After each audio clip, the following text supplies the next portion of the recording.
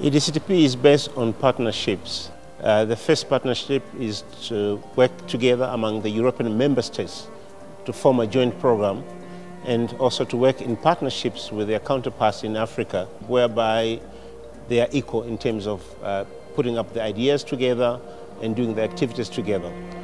The other partnership is the way we work with the third parties, for instance, other funders, private sector, pharmaceutical companies. So we work together in synergy to try to develop the products for HIV, TB and malaria. All the member states have seen the advantage of working together. People are looking out into the future and seeing that we can do more together as a group than individually. Not only do you have the accessibility and partnering with African states and being able to contribute to research there, but it also allows partnering in a north-north way, so that you'll get, for example, UK and Belgian investigators working more tightly together than they ever would have thought to do beforehand, which is a good thing for science in general. But this creation of a joint program with a number of member states is pretty unique. Well, and it shows that in a number of other areas we should create these long-term partnerships with the Commission and the member states and third countries. So during these last 10 years, we have noticed a big change in Africa, an African continent that has embarked with commitment to health research, which means research in health for better health in Africa. Je n'ai jamais vu un pays qui s'est développé sans recherche. L'Afrique, donc, aussi doit pouvoir résoudre ses propres problèmes en passant par la recherche. Parce qu'il n'y a pas de développement sans recherche.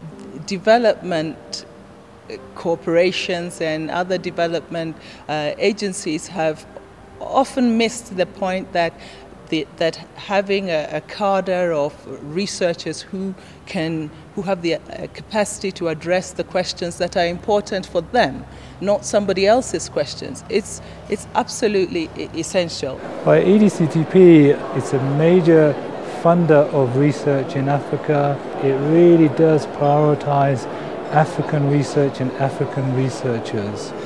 Most of our trials are run by people from developing countries where these diseases are very much endemic. So to me that is quite a major achievement to foster African leaderships in conducting clinical trials. We have to make sure that many good African researchers go back to their countries or stay in Africa. That's only of course possible when there are opportunities for them in their own country. It is actually a strength of EDCTP, the way in which that it's helped form those North-South partnerships and indeed now increasingly South-South partnerships. Parce que les centres d'excellence ont été pour moi comme vraiment un outil unique que EDCTP a mis en place, à travers lequel le renforcement des capacités apporte des solutions. Donc nous avons ici un modèle de coopération qui peut-être n'est pas parfait à 100%, mais approche ce que veulent les populations en Afrique, ce que veulent les scientifiques et les gouvernements africains. If EDCTP is to be something more than usual short-term projects, there has to be sustainability, it has to be clear at a higher level that this kind of capacity and this kind of ability to do these kind of trials is important for Africa.